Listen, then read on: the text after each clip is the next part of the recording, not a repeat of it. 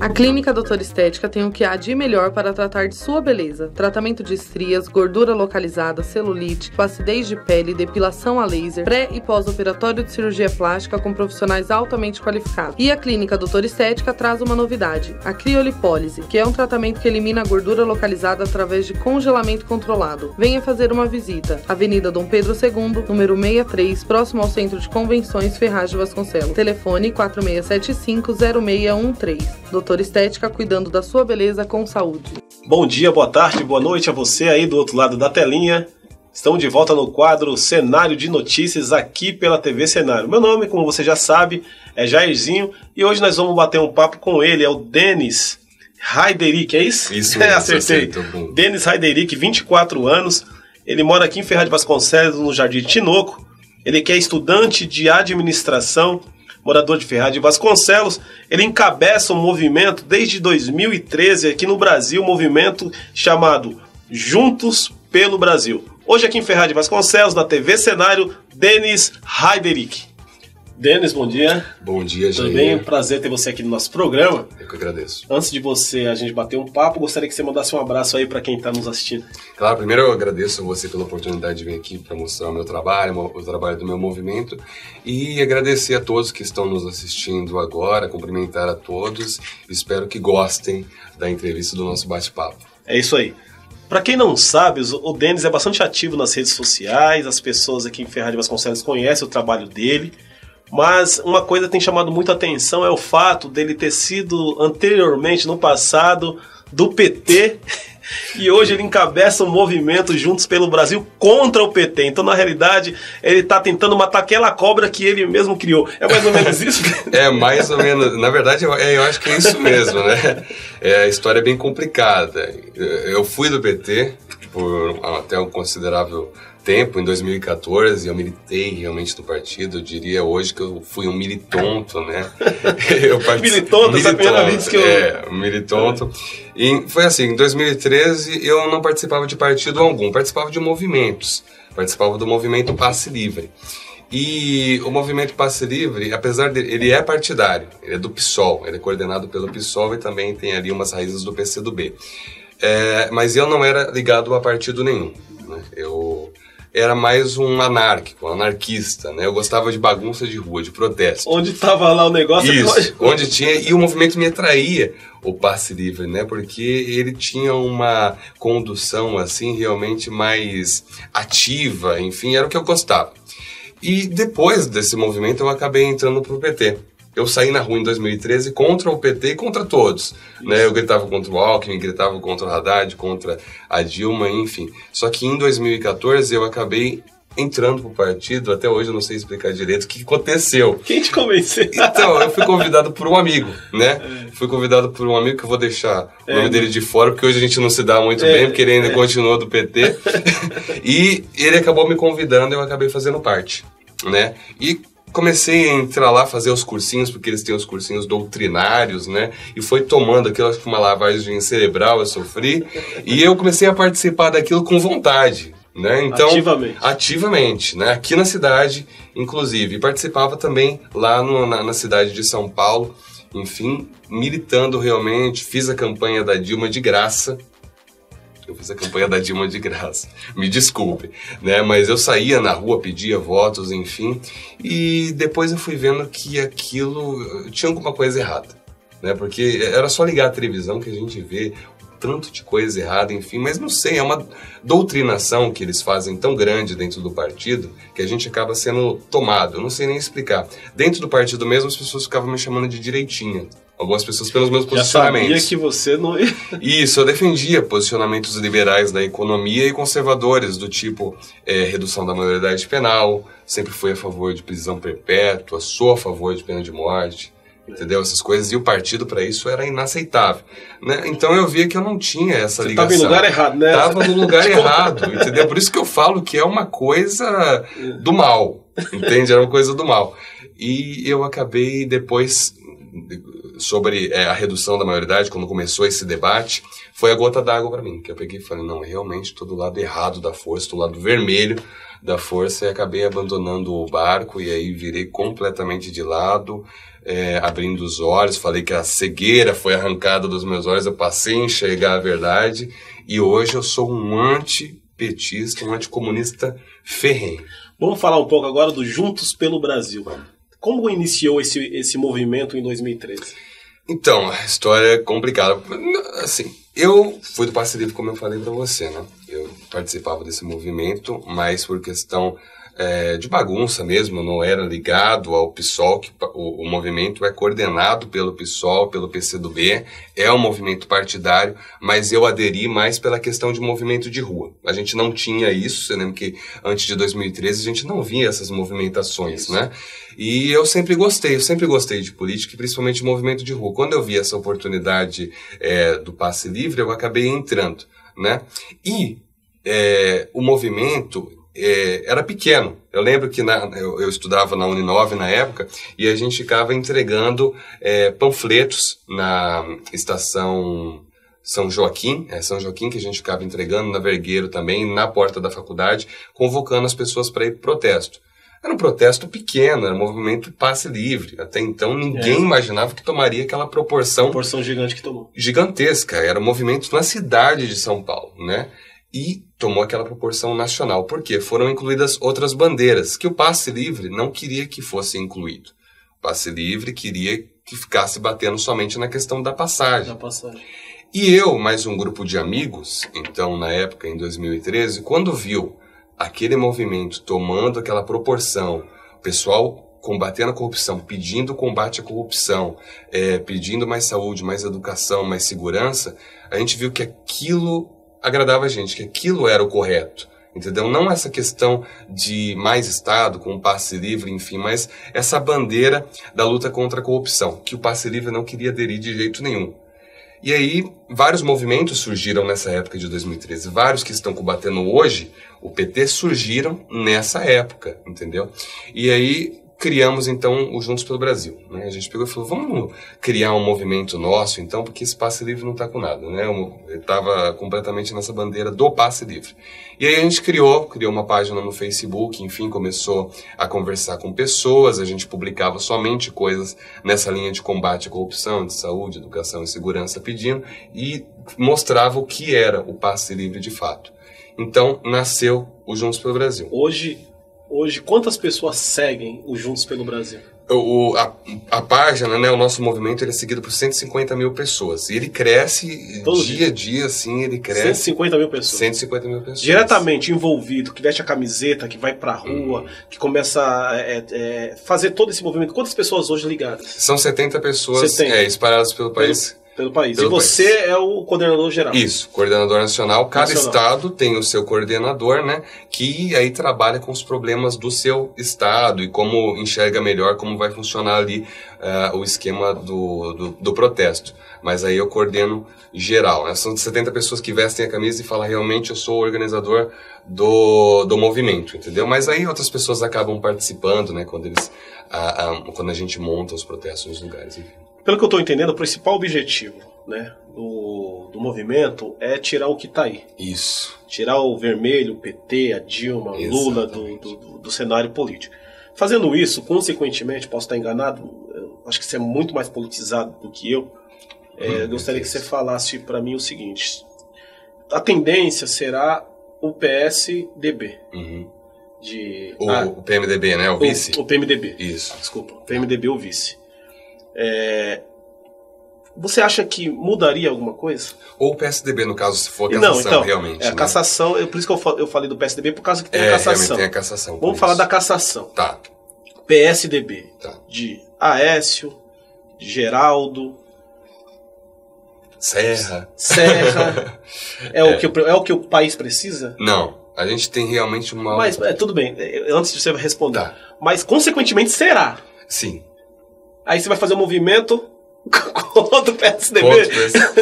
A gente tem que ir batendo até acertar, né, Jair? Porque, infelizmente, essas alternativas de poder que a gente tem no Brasil são muito ruins. Você é filiado no PSC, né? Eu sou filiado no PSC, mas tem que deixar claro que o movimento ele não faz... É apartidário. Isso, ele é apartidário. Tem pessoas de partido Claro, obviamente, né, a gente vive num sistema que a política é por partidos, enfim, mas o movimento, ele é apartidário. Pessoas que não são de partido podem participar. Tem gente no movimento que são de outros partidos, entendeu? Tem gente que é do PSDB, tem gente que é do DEM, entende? E não é um movimento partidário. Mas as pessoas podem ter partido. Eu fiz essa pergunta porque eu percebo. Movimentos são sempre interessantes e importantes para a democracia. Sim. Porque se não tiver uma oposição, as coisas se vai do jeito que quer. Mas eu acho que o movimento, ele primeiramente, ele também tem que ter um foco, um objetivo. O objetivo, primeiramente, é tirar, bacana, vamos tirar o PT. Mas acho que o principal objetivo é o quê? Depois que o PT sair, quem vai entrar? Como que vai ficar o país? Sim. Qual que é o objetivo de vocês referente a futuro? Independente de partido, que nem vocês dizem que o partido não interessa, mas qual que é a filosofia de vocês? O que vocês pensam do Brasil a longo prazo ou a médio prazo? Sim. Bom, o movimento, né, ele carrega essa bandeira principalmente de ser contra a corrupção. Também é um movimento que ele tem a ideologia conservadora, entendeu? Ela é conservadora no sentido moral, comportamental, e liberal na questão econômica, né? O que a gente defende são as nossas bandeiras. Certo. Então, partidos e políticos que venham defender essas bandeiras têm o nosso apoio. Mas não é o nosso apoio de dizer assim, esse cara a gente está com ele para o que der e vier. Não, ele tem que respeitar os princípios, entendeu? Então, se ele, por exemplo, comete corrupção, a gente não vai blindar ele. A gente fala que a gente não tem corrupto de estimação. Entende? Porque a esquerda tem corrupto de estimação. Estou entendendo agora qual que é o movimento. Então, o principal objetivo de vocês é sempre ficar de olho. Isso. Independente de quem entre. Por exemplo, vai entrar o Michel Temer. Ok, vai entrar o Michel Temer no lugar da Dilma se for o impeachment, ou se for a cassação, vai ter uma nova eleição, provavelmente o Aécio ou a Marina possa entrar. Não significa que a gente vai fechar os olhos, cancelar o movimento e acabou, vamos seguir a nossa vida. Vamos continuar combatendo, entendeu?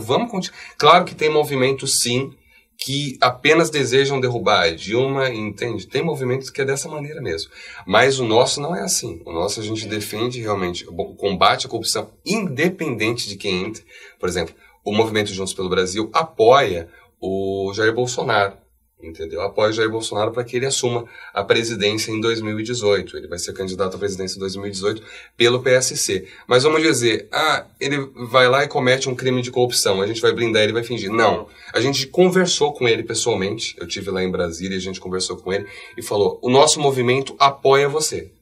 Entendeu? O nosso movimento vai apoiá-lo para 2018.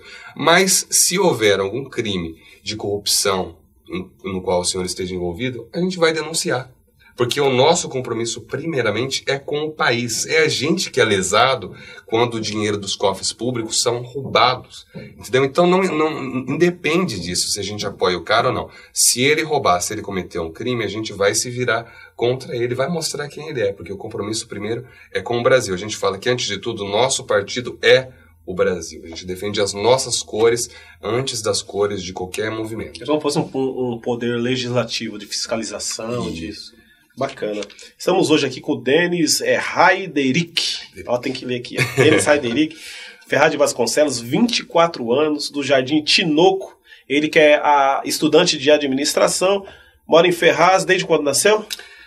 Na verdade, eu nasci Eu nasci em Itaquera, isso. E veio muito novo pra cá. E meu pai sempre morou aqui, né? E a minha mãe mora em Guaianazes, em São Paulo. E aí eu fico lá e cá, entendeu? Solteiro? Então, solteiro, graças a Deus. Não, de jeito nenhum, por enquanto não. Tem 24 anos, agora começar a pensar. Não. Estamos falando hoje do movimento, né? Que surgiu em 2013. Movimento aqui, olha que camisa bonita. As pessoas juntos pelo Brasil. Vamos supor que está em casa, está se identificando com tudo que você está falando do movimento e tem vontade de fazer parte. Como que faz? As pessoas elas podem entrar no nosso Facebook, que a página do movimento é Juntos pelo Brasil, se pesquisar e ver esse símbolo aqui, é a nossa página. Só entrar lá, mandar uma mensagem dizendo que quer participar, enfim, a gente coloca no grupo de WhatsApp, conversa com a pessoa, é claro, para ver o que ela defende, se não vai entrar em atrito com a filosofia, com os outros participantes, enfim. E a gente conversa, se no estado dela tiver alguém lá dos nossos, né, que tenha a estrutura, enfim, a gente já encaminha para que aquela pessoa converse com ela e, enfim. Tá certo. Vamos falar um pouco da nossa cidade, né, de Ferraz de Vasconcelos? Vamos. Você tem acompanhado de perto, né, o que tem acontecido no Brasil, mas vamos falar de Ferraz de Vasconcelos também. Qual que é a sua opinião referente a tudo? Tanto do Poder Executivo, né, que recentemente você acompanhou o afastamento do prefeito, Filó, e assumiu recentemente o Isidro, e dessa Câmara que hoje está aí.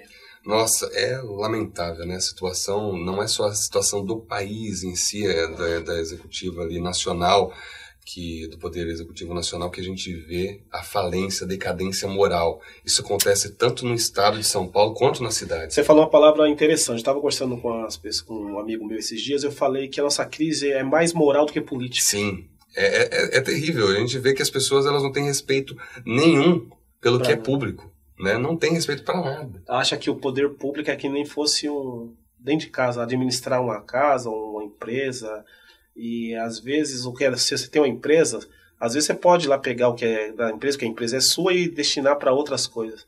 Mas no poder público não é Claro assim. que não, você tem que ter respeito que você está lidando com o dinheiro que é dos outros, não é verdade? E eles já ganham muito bem para isso, já ganham muito bem um salário de um vereador, que quanto que é? Passa de Tirando 10 mil? Tudo, é 10 mil e pouco, mas com os descontos dá uns 8 mil reais. Olha aí. E a pessoa precisa roubar ainda, você entende? É uma catástrofe. Ó, por exemplo, tem o prefeito Filó, que eu sempre me posicionei contra, você sabe muito bem disso daí, porque o histórico dele já é um histórico ruim. Entende? Ele sempre foi um aproveitador barato. E aí, depois a gente tem esses vereadores também que eles coadunam com isso, sempre coadunaram. A gente vê que o pessoal fala, né, a gente ouve muito falar, que a Câmara de Ferraz não é uma Câmara, é um cartório, que vem da Prefeitura, eles vão lá e assinam. É a pior gestão que a gente tem na história dessa cidade. É legal que aqui, cada um fala da Câmara de uma maneira. O Dr. Jorge veio e falou que a Câmara e a Prefeitura é uma coisa só. Tá vendo? Você vê que não é só. Que é o cartório, né? Os caras que documentam, eles vão lá e assinam. Sim, eles assinam, entendeu? E passa o cheque em branco pro prefeito, ele vai lá e faz o que ele quiser. Mas Câmara Municipal, né? A gente tá vendo que não tá muito bom. Mas você acha que é 100% ou tem gente ali que merece o respeito? Olha, eu vou falar pra você. Não precisa falar nome, mas... eu não vou falar o nome, mas eu falo que tem um ou dois ali que tem alguma confiança. Tem um ou dois que eu também não vou citar o nome, enfim, mas são 17 vereadores, então 2 em uma Câmara. É vergonhoso. A Prefeitura também decadente. Agora entrou o novo prefeito, né? O que você tá achando do Isidro? Eu tô achando a gestão dele até boa. Tô achando que ele tá tentando fazer, só que eu fico desconfiado porque a gente tá no ano eleitoral. Então, a pessoa pode estar tentando fazer alguma coisa para vir se eleger, ficou calado durante esses 3 anos do Filó, não se posicionou. Ele vice-prefeito, claro, não poderia fazer nada para mudar, mas poderia ter denunciado as coisas. Bom, enfim, né, cada pessoa com a sua consciência. Mas vamos dar um voto de confiança? Ele está fazendo. Estou vendo que ele está tentando mudar. Está tentando mudar. Então, eu acho que, por enquanto, ele tem feito um bom trabalho. Já os vereadores, eu acho que precisam ser trocados todos. Esses 2 podem até ter alguma chance aí, enfim, mas o resto tem que mudar. Eu acho que não pode ficar com esse negócio de reeleição. Precisa renovar, entende? É bom conversar com uma pessoa politizada, porque primeiro fala o que pensa e com coerência também. Não pensa que só porque ele era totalmente oposição ao Filó, por exemplo, que o Isidro vai pagar o preço pelos erros do Filó. Ele está dando uma carta de crédito, como eu também estou dando a carta de crédito para o Isidro, que eu estou percebendo aquilo que você falou. Hoje eu estou com a minha vida estabelecida, mas eu tenho 4 filhos na cidade, moradores daqui. Tem um com 19 anos fazendo faculdade de arquitetura, tem o Lucas que vai fazer, vai fazer direito, no meio do ano vai começar, tem o Rafael que está com 13 anos, e tem o Matheus que está com 7 anos. E tudo que eu fizer daqui para frente é pensando nos meus filhos. Quando a gente vê um prefeito fazendo para a cidade, você começa a gostar porque você sabe que vai ficar para seus filhos, né, para sua família, enfim, você não tem filho, mas eu tenho certeza que você tem família, irmão e tal. Então a gente procura sempre o melhor. Então, Isidro, que nem o Denis disse, tá dando um voto de confiança e você tem mostrado que dava para se fazer muito mais do que foi feito. É claro que você foi vice-prefeito do Filó, será se dava para você fazer alguma coisa ou não? Não sei. Mas o que importa é que agora você está fazendo. Denis falou também aqui sobre a Câmara Municipal. Segundo ele, um ou dois vereadores passa no crivo. Eu acredito que, na minha opinião, é a mesma coisa, viu? Não muda muito da sua opinião, não. Porque a Câmara tá difícil. E me fala uma coisa, para mudar, você acha que a população, as pessoas falam, tá apanhando muito, o país está apanhando, o povo está aprendendo, e essa eleição vai ser diferente. De verdade, você acredita nisso mesmo? Você acredita que o poder ainda financeiro vai determinar o rumo da política aqui em Ferraz de Vasconcelos? Olha, Jair, eu acredito que tem mudado, graças a Deus. Desde 2013 houve esse despertar da consciência, entendeu, da população. Claro que aí tomou o erro de eleger de novo Geraldo Alckmin, Dilma, enfim, eu mesmo participei disso, mas em 2015 a gente vê que aquilo foi resgatado. A gente vê uma população mais participativa, mais fiscalizando o poder público, enfim, nas redes sociais a gente vê muito isso, inclusive vereadores, deputados, tanto estadual quanto federal, mudando de posicionamento de acordo com a pressão da população, e a população tem participado nessa cobrança e tem percebido o quanto é importante cobrar. Entende? Então eu acho que esse ano, principalmente, vai ter uma mudança significativa, tanto aqui na Câmara de Ferraz de Vasconcelos, quanto eu acho que nas prefeituras e câmaras de todas as cidades do país, enfim, porque a população tem cobrado e percebeu, entendeu, que é preciso cobrar. Se a população não cobra, se ela não participa da política, vai continuar da maneira como está. Então é preciso que a população participe. E eu vejo, sim, que vai haver essa mudança, que já começou essa mudança. Eu tenho muito medo, o da última hora, né? Que é, por exemplo, outubro tem eleição, aqui em Ferraz, não se falando da cidade, para prefeito e vereadores. Eu fico com muito medo que existe um clamor muito pela mudança, pela renovação. Eu acho que tudo isso é muito importante. Mas o meu medo é que nós vivemos numa cidade que hoje todo mundo sabe que é a terceira cidade mais pobre aí de São Paulo, né? Eu estou andando nos bairros, porque Deus colocou um projeto na minha mão, que eu tenho tocado e tenho aprendido e conhecendo a periferia de verdade. Eu vejo que tanta gente sofrendo mesmo, morando em lugares que eu não imaginava que tinha lugares aqui em Ferraz que tem pessoas morando nesses lugares. E aí eu percebo a carência desse povo. E quando você está muito carente, qualquer um que te dá um abraço, você já se sente, sabe, acolhido. Né? E às vezes a pessoa vai te dar um abraço por interesse. O seu voto e tal. Meu medo é esse. Que nas periferias tem muita gente carente precisando de um abraço. E aí um candidato que tem um pouco mais de condições, aí ele chega com um abraço e chega com algo a mais. E aí a pessoa aceita, acha que aquela pessoa está com aquela boa atenção, faz aquele benefício paliativo naquele momento e depois esquece. Sim. Eu tenho muito medo que isso volte a acontecer. Você acha que com tudo isso que tem acontecido com o país, as pessoas, mesmo esses que moram em lugares precários, Denis, vão se conscientizar que esse é o momento de mudar? Infelizmente o que você fala é uma grande verdade, porque as pessoas mais carentes, enfim, elas são até mesmo... é complicado para elas ter esse tipo de informação. Entende? Então, por exemplo, a gente vive numa situação desastrosa, uma crise econômica nunca vista antes na história do país. Entende? Então, se isso já acontecia antes da gente chegar nesse momento, então com certeza acaba acontecendo agora. Algumas pessoas acabam se vendendo, não tem como. E é muito triste porque, por exemplo, você troca o seu voto por uma cesta básica, por uma caixa d'água, como a gente já soube de tantas histórias aí, e não sabe que depois ela vai pagar isso por 4 anos e vai pagar por muito mais, os filhos dela, dessas pessoas, enfim. Os mais carentes, não tem jeito, acabam realmente... E por causa da necessidade, Por causa da necessidade, acabam aceitando, mas quem que tem que fazer isso daí? Quem que tem que ficar de olho, que tem que fiscalizar? São as autoridades competentes que têm que garantir que um canalha, que vai e ofereça alguma coisa em troca de voto, enfim, seja punido. Perca automaticamente o direito definitivo. Exato. Tem que perder os direitos políticos, entendeu? Porque, por exemplo, a pessoa vai lá, está descontente com a política, acha que todo mundo é igual, então ela fala, se essa daqui está me oferecendo esse negocinho aqui, por que eu não vou aceitar?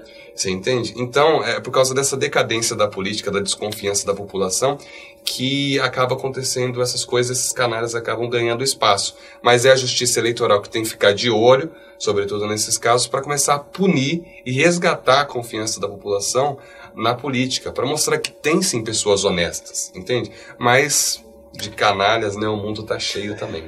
Verdade.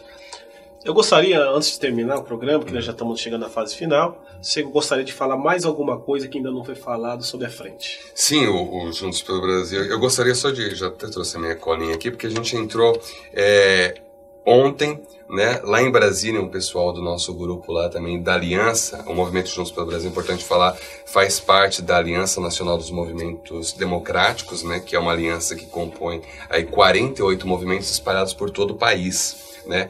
E a gente entrou ontem com alguns senadores com um pedido de perda de função pública contra a Dilma Rousseff e também contra o ministro Jacques Wagner, né, pelo crime de improbidade administrativa, por estar negociando cargos. Ela abriu ali um balcão de negócios para tentar salvar qualquer custo do impeachment, né? Então ela começou a oferecer, e isso é um crime de responsabilidade, porque ela está negociando ministérios importantíssimos como o da saúde, da educação, em troca de votos, entendeu? Para barrar o processo de impeachment. E isso é um crime, é mais um crime que a senhora Dilma Rousseff, aquela terrorista, eu falo que ela é uma terrorista, está cometendo. Então a gente entrou com esse pedido ontem, a Aliança apoiou, foi aceito na Procuradoria-Geral da República, né, pelo Rodrigo Janot, que agora vai analisar o caso.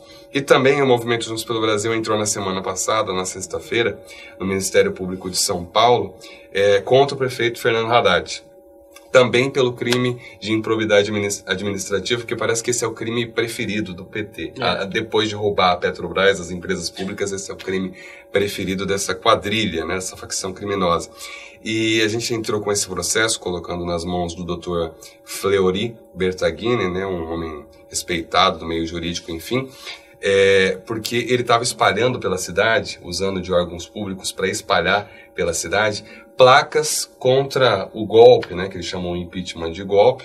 Basta ver que eles não leem a Constituição, porque o impeachment está previsto na Constituição. Inclusive, eles fizeram 50 pedidos de impeachment antes de entrar no poder, e certamente farão quando Michel Temer entrar, ou qualquer outro, se for pela cassação, enfim. E o processo foi encaminhado para a Promotoria de Justiça do Patrimônio Público e Social da cidade de São Paulo, porque agora eles vão passar a investigar se houve crime de fato ou não, entende?